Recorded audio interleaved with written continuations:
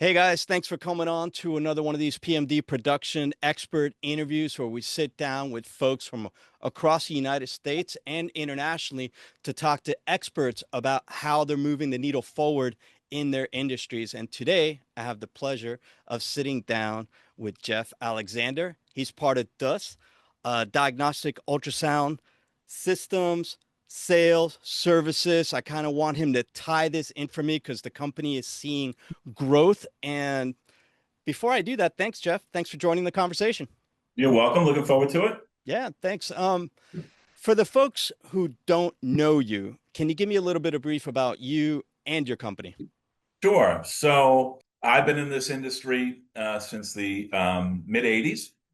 I started out in the medical equipment finance world, and then ultimately we sold our company back in 1994.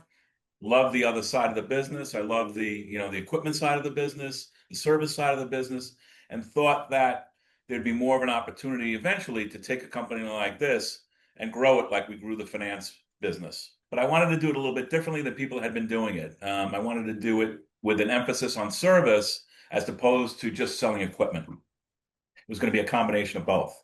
Hmm. And that's where we have gravitated to, and that's where we're at today in our company life cycle. S- So it's a service company first, but we just happen to sell equipment at the same time. Perfect. So let's kind of zoom out. What's the Sure. mission that drives your company today? So the vision is to internally, the vision is to have multiple access to different economic drivers. And that would be whether we're doing billable service, well, whether we're selling service contracts, whether we're doing rental agreements, or whether we're servicing equipment. All of that is the internal things that drive us on an economic scale. From a clinical applications perspective, that's something that we've really focused in on over the last couple of years. For example, if you go to a original equipment manufacturer, Philips, Siemens, GE, people like that, they generally will sell you a piece of equipment. They'll train you. Generally, it's 1 or 2 days of training, and then that's it. What I wanted to do was change the industry up a little bit and give people unlimited amount of training. Because I always felt that if we were able to continue to train them and let them learn the equipment, they would either be able to move us to another customer or continue to buy equipment from us, that there was something differentiating us from all the other people that they were currently doing business in. So, for example, you have a GE piece of equipment you've been trained on, your technicians have been trained on. A year later, you get a new technician, you're going to charge you 2,500 to 3,000 to bring in a professional clinical applications trainer. Ours is part of the original sale, period. Yeah, That's a that's definitely a differentiating factor in the huge. industry. It's huge. That It's is huge. And huge. it's expensive on our end, to be honest with you. But we felt that by doing that, we would train the people how to use the equipment correctly. We would have less service calls because a lot of the service calls involve user issues. And also, it was just something specific to differentiate us from what people were trying to do. Most of these people think, oh, you just want to sell me equipment and be gone. Well, no, we're in your lives. We're in your lives as long as you want us to be. Hmm. It's not going to cost you money every single time. So that was a big part of it. Yeah, I love that, and specifically when we're talking about vision for a company, right? So, Yeah. on that note, how do you see the role of diagnostic ultrasound evolving in both outpatient care and private practices? Well, I mean, obviously the clinical piece is a big part of it, right? Yep. I think also as our evolution continues, I think we get a better feel and fix on what our customer issues are because we're constantly touching them. Once you sell up a piece of equipment for most companies, they're gone. You don't see them again. So I wanted to do everything we possibly could to be able to get our face in front of the customer, whether it be equipment sales, equipment service, ancillary products that might go along with their equipment, any of that. That's the vision that I have and that we have as a company. Yeah, I could appreciate that. So let's bring this back to like the actual end user, their pain Okay. points Their plus experience. solutions, Uh-huh. ideal for like for service positioning for us, right? So what are the Yeah. most common challenges you think healthcare providers face when it comes to ultrasound technology today, right? And how do you help them solve for their problems? Generally speaking, there's two issues that they have. One, price, right? Yep. Keeping up with technology. And the second would be training and making sure they have the correct people using the equipment. Those Yep. are the two challenges that they have. Because sometimes I'll get a call and say, yeah, I'm looking for a new piece of equipment, but you're gonna have to help me get a technician as well. So we try to do both. And if they don't have a technician that knows the equipment, We're there to train them and reinforce that training so that they can get up and running day one once they acquire the equipment. Sometimes we're there with them, sometimes we do it virtually. Whatever it happens to be, that's the service that we provide. We also provide service in the event that there's a system goes down. Let's say their system goes down and they need service. So instead of them just taking the system out of service, repairing it, meanwhile they can't do any studies at that time, they're losing money. We one of the other things that we do as a company is we give them a loaner. We give them the same system loaner so that within a couple of hours, we can literally be at their site, give them a loaner, take their equipment back, and now we're repairing it without any economic damage to their business. And I could appreciate that. I mean, we're talking about basically the end user's service journey, right? Yes. So Yeah. walk us through that. What's the life cycle of working with DUS? For like from equipment selection to ongoing support. Could be as long as you want to own the equipment. As Mm, long as you don't see that the new technology is going to change anything dramatically for you, whether it's image quality, whether it's the ability to build something a little bit different to make additional money from it, or a technology that changes how you actually view an image, right? For example, today with AI, in the past you've had to look for the focal zone to look and see, to make sure that the picture all the pixels are working properly so that you can see the image. Today, the machines do it all on their own. yeah. You don't have to play with the gain, you don't have to play with the focus. Everything is done for you automatically. So it depends on what you're looking for. I mean, I have guys that have equipment for 20 years and they want to keep it. Fine. You want to pay the service contract every single year? We're going to repair it. We're going to give you the same level of service that you've had before. That's fine too. We have people in both situations. What's happened in our industry overall is that equipment has come down in pricing because reimbursement has come down. So we've all had to, drop our prices. The manufacturers dropped. We've dropped in terms of service contract pricing, but we're still able to keep the system as long as they want. I mean, generally speaking, you're seeing people with equipment 10, 15 years is not unusual. Yeah. Well, I mean, that's kind of like zoom out because from your lens, someone who's been like using this technology and communicating this technology for decades now, Right. what excites you? Like what technologies or innovations are out there? I mean, we talked about AI. Is there something within AI or new technologies or someone else in industry that you're saying, yeah, they're doing it right and this is the direction we want to head? Yeah, I mean, I think that we have sort of married ourselves with a company called Mindray. Hmm. They are the third largest ultrasound equipment manufacturer in the world. They're a Chinese company, although, it's a misnomer because all of these companies use Chinese products. I mean, whether they say it on the machine itself, or whether it's embedded in some of the parts that they have, or the probes that are manufactured, all of them involve some, some piece of equipment or some device that's being manufactured in China. So that's a big part of it too, right? Let's go back to this life cycle thing and the Yeah. importance of training. How important is training and education for your clients, and how does support this aspect of your life? Well, I can answer the second question first. The way that we support it is by giving them unlimited amount of training for no additional cost. What it does for them is it gives them a higher performance for each one of their technicians to know how to use the equipment properly. I can't tell you how many people we sell equipment to that are not interested in being trained. So I have a technician, they know the equipment, and all of a sudden we start getting phone calls for all the user errors that come about. So I think that they're going to be able to use their equipment more efficiently, and I think that they'll be faster. There'll be more throughput. I mean, there's everything about it is more positive when you add on the additional training, and they may be able to find disease that they couldn't be able to find before because they didn't know how to use the equipment properly. Yep. Yep. That's all part of it. Mm, so then how do you maintain a high service standard across like a diverse group of clients in Right. clinical settings? Not an easy thing to do. I bet. Not an easy thing to do. No, that's part of my job. That's part of my job. Well, it's building our clinical staff. That's really what it amounts to. Yeah. We have several clinical people that we currently use. We have one main one that works for us full time. So as we continue to roll out new equipment and different types of technologies that go along with this equipment, we're going to be adding on additional clinical applications people to be able to handle the amount of business that we foresee in the future. Hmm. That'll be a Uh, big part of it.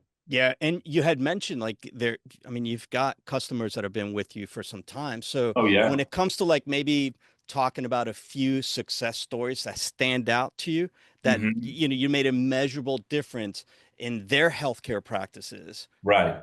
what comes to mind? Yeah, a lot of it is performance. Mm, So we have one particular customer, a large cardiology group here in New Jersey, who was using some of the older GE portable products in all of their different offices. Um, Today, that particular customer, we replaced it with all these mind ray systems, and there is significant less downtime. The ease of use of the equipment is significantly better, and they're constantly being trained. So they mm. see a huge difference in the amount of patients they're going to be able to do per day, and the results that the reading physicians are getting from the product that that we're putting out there. So, yeah, it's a win-win for everybody. Hmm.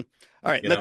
let's kind of sum this up, right? Yep. Because I mean, I think you're painting a Sure really is. good picture about your company, your mission, Yep. and your vision. So looking ahead, right? So like, where do you see this in the next 5 years, and how do you plan to lead in this industry? I think we just do the things that we're continuing to do, is to bring in and train new engineers with that philosophy. Yeah, A lot of the engineers in the industry today only want to deal with the issues with the machine itself. Our engineers are trained to not only deal with and repair the system, but they're there to also repair the customer. yeah, If you're talking to about a customer who's upset, their equipment isn't working properly, they want to continue to do the things they're doing. They don't want to turn patients away. So I think by continuing to build on that platform of service centered besides selling centered, I think that's the formula that really makes people feel more comfortable. yeah, That they know they're buying a piece of equipment where somebody's just not going to sell it and walk away, that we've already dealt with them in the past. They know how we work. And I think your question is how do we leverage all that in terms of yep, growth for the next 5 years? yep, Not an easy question to answer. I don't know. We got to make more of the current people that we have. I think the way that we do it is to have it, and I think it really is to have it embedded, inbred in the philosophy of everyone working for this company. And I'm the lead, so I'm the one it's gonna start from me in terms of how I feel about it. We're taking phone calls 24/7, where a lot of the new practices that are opening and even existing ones are now working 7 days a week. So we provide service 7 days a week. Nobody does that. You call any one of these companies at 501, they're done. I'm sorry, can I interrupt? Yeah, Veterinary Heart wants to know, she said that she'll be en route to us. She'll be here at 4 o'clock. And she today. just wants to know if we're gonna be there. I don't know who this is. Robin Smith from Veterinary Heart Sound. Oh, they're dropping off a piece of equipment. Yes, we believe. Oh, Yeah, I'm sorry. it's okay. Yes. Um, Um, so I think think about a product that you buy, right? You buy a product, it's an expensive product, you're going to want to utilize it. You want to make sure you're trained on it properly, and you want to get to make sure that the people you're buying it from are going to support it. A lot of people have doubts because there's so much of the negative side of this, right? Where yeah, people just sell them something and then you can't find them. Once the money is transferred, nobody's home. My philosophy is the complete opposite. How would I feel if I bought it? This is the way I want to be treated. And that's what I tell all of my folks, that think about it as if you purchased it.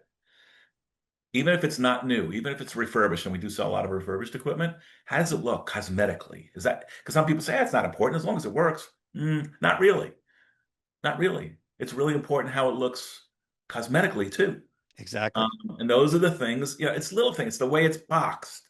It's the way the wires are crimpled versus, coming in a nice organized fashion. Those are the kind of things that I think are really important as to what I would look for if I'm going to buy something. Yeah. I mean, being detailed oriented as well as process driven are huge. And I mean, I think you're making a lot of sense. You made me actually think of something here.